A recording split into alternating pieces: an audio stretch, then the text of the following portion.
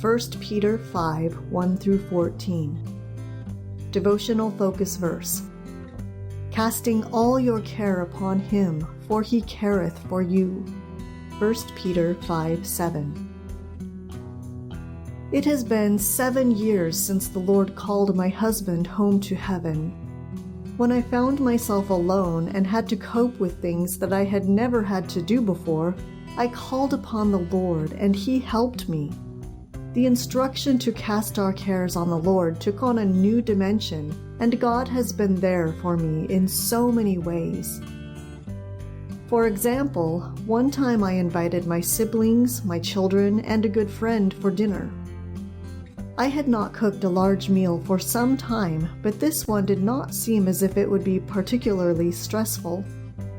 The day before the dinner, I prepared everything possible to ease any last-minute pressure, and even though one of my eyes was having a problem, I was not panicked.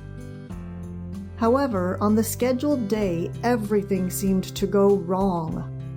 The sciatic nerve in my leg started to hurt, which made walking difficult.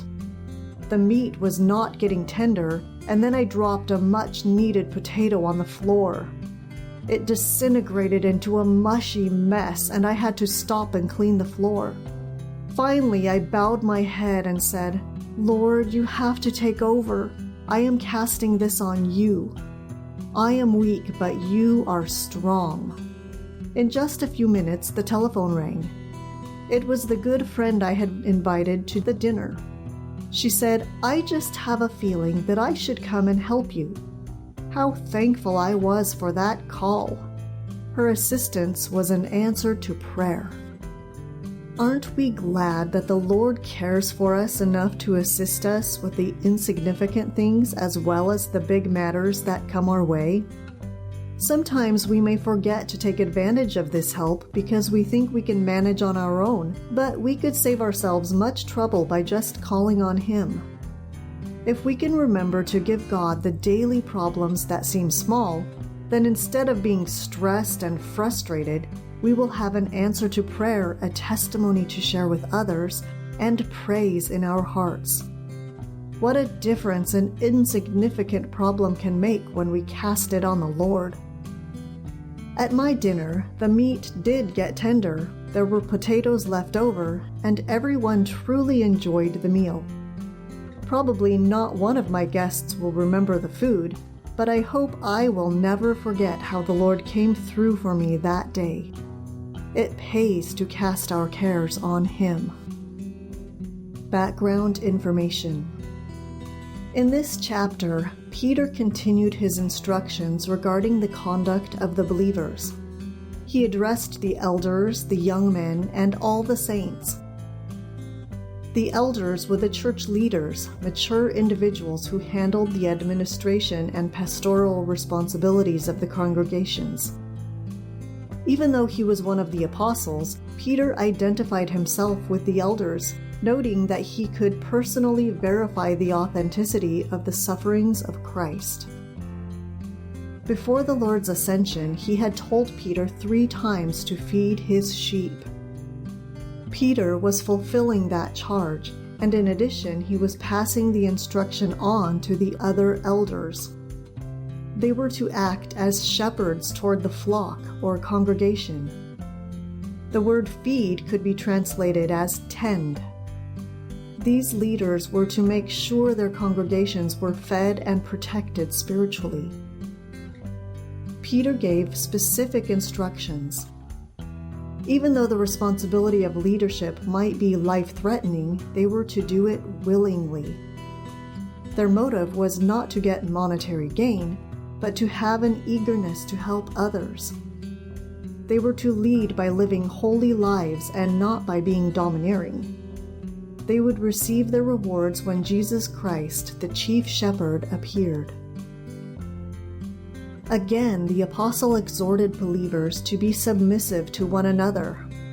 The elders were to care for the flocks, and the younger ones were to submit to the elders. However, they were all instructed to be clothed with humility. The Greek word for be clothed means to tie on, like a person would an apron.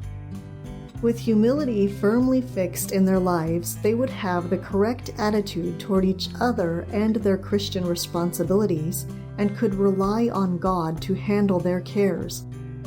The promise in verse 7 could be paraphrased, "Toss all your anxieties over to God, because He has a meticulous and personal concern about you." Peter wanted these believers to be self-controlled or sober, and watchful or vigilant, because the enemy stalks and seeks to devour those who serve God. Spiritual survival is the result of steadfastly resisting in the faith. God has all grace and the power to make believers established and strong in Him. It is generally accepted that Silvanus is the man referred to as Silas in the book of Acts. He was a missionary companion to the Apostle Paul. Marcus was John Mark, who is also mentioned in the book of Acts. Conclusion. God offers us relief from our burdens by encouraging us to throw them on Him. When we do, we will experience God's strength to go forward. Chapter 5. The elders which are among you I exhort, who am also an elder, and a witness of the sufferings of Christ, and also a partaker of the glory that shall be revealed. Feed the flock of God which is among you, taking the oversight thereof, not by constraint, but willingly, not for filthy lucre, but of a ready mind, neither as being lords over God's heritage, but being ensamples to the flock. And when the chief shepherd shall appear, ye shall receive a crown of glory that fadeth not away. Likewise ye younger, submit yourselves unto the elder. Yea, all of you be subject one to another, and be clothed with humility. For God resisteth the proud, and giveth grace to the humble. Humble yourselves, therefore, under the mighty hand of God, that He may exalt you in due time, casting all your care upon Him, for He careth for you. Be sober, be vigilant, because your adversary the devil, as a roaring lion, walketh about, seeking whom he may devour. Whom resist steadfast in the faith, knowing that the same afflictions are accomplished in your brethren that are in the world. But the God of all grace, who hath called us unto His eternal glory by Christ Jesus, after that ye have suffered a while, make you perfect, establish, strengthen, settle you. To Him be glory and dominion forever and ever. Amen.